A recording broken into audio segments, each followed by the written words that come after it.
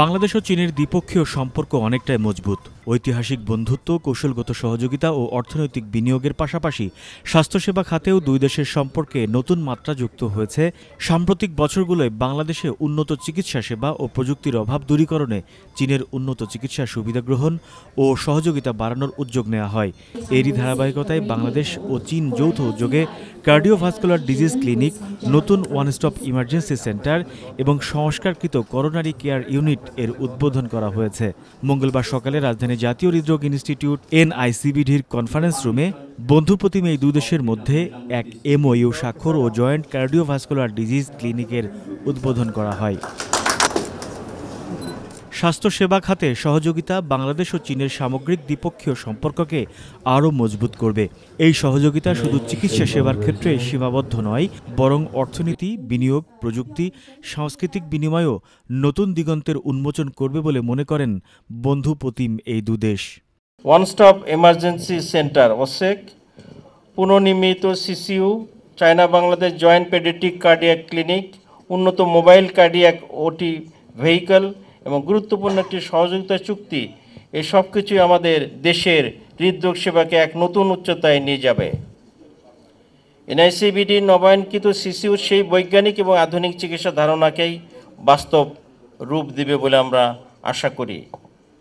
আজ উদ্বোধন হওয়া China Bangladesh joint paediatric cardiac clinic শিশু হৃদরোগ চিকিৎসায় নতুন দিগন্ত খুলে দিচ্ছে। বিশ্বের বহু দেশে জন্মগত হৃদরোগের বোঝা বাড়ছে এবং তার কার্যকর ব্যবস্থাপনার জন্য বিশেষায়িত শিশু কার্ডিয়াক সেবা এখন অত্যন্ত প্রয়োজনীয় বিষয়। Acute heart attack is happening to you. You don't have the money in pocket, but you come here, you will get the treatment. And that's possible because our health ministry, particularly our health advisor, was behind us, supporting us. But we need more, because all these good efforts need funds. I do hope that will continue from our ministry. I'm really grateful to our health advisor. Despite her extremely busy schedule, she has managed to come here to grace the occasion, as brief as it may be. She was here. Our health secretary has been always with us. He was here. And they are both happy that China and Bangladesh are cooperating in this field. উন্নত চিকিৎসা প্রযুক্তি, আধুনিক হাসপাতাল, অবকাঠামো ও উচ্চমানের চিকিৎসা পরিষেবার জন্য সারা বিশ্বেই সুনাম রয়েছে চীনের। আর তাই বাংলাদেশের সরকারি পর্যায় থেকে চীনের উন্নত চিকিৎসা সেবা পদ্ধতির প্রতি গুরুত্ব দেওয়া হচ্ছে বলে জানান বাংলাদেশের নিযুক্ত চীনের রাষ্ট্রদূত ইয়াও when. The official inauguration of the China-Bangladesh Joint Cardiovascular Disease Clinic.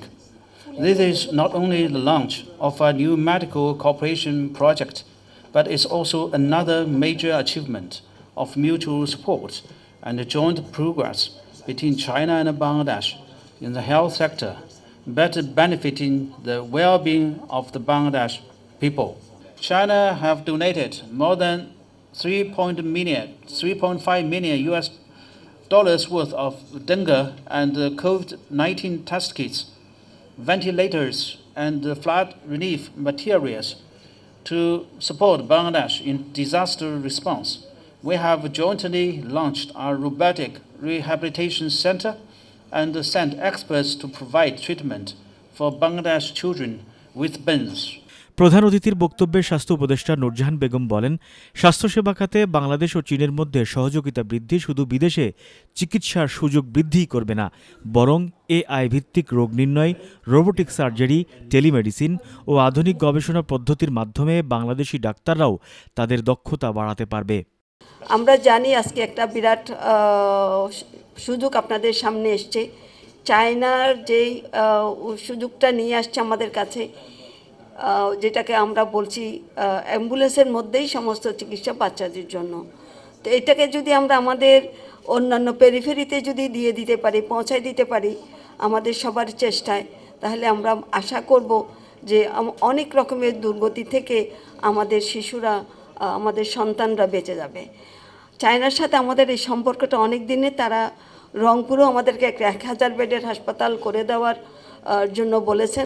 তো আমরা আশা করব আমাদের চায়নার সাথে যে সম্পর্ক তৈরি হয়েছে এটা উত্তরোত্তর বৃদ্ধি হবে এবং আমরা সবাই মিলে আমাদের দেশের চিকিৎসা স্বাস্থ্যটাকে আমরা যেন উপরের দিকে নিয়ে যেতে পারি। চিকিৎসার পাশাপাশি মানব সম্পদ উন্নয়ন, প্রযুক্তির স্থানান্তর ও বিনিয়োগের মাধ্যমে দেশের স্বাস্থ্যসেবায় আধুনিকায়নের উদ্যোগ নেওয়া হয়েছে। অনুষ্ঠানে অন্যান্যের মধ্যে আরও উপস্থিত ছিলেন চীনের ইউনান প্রদেশের গণসরকারের পররাষ্ট্র দপ্তরের উপমহাপরিচালক মা জুয়াক্সিং এবং চাইনিজ একাডেমিক অফ মেডিকেল সায়েন্সের ফু ওয়াই ইউনান হাসপাতালের উপপরিচালক শি জিংয়াং। Shahriar Raj, medical post, Dhaka.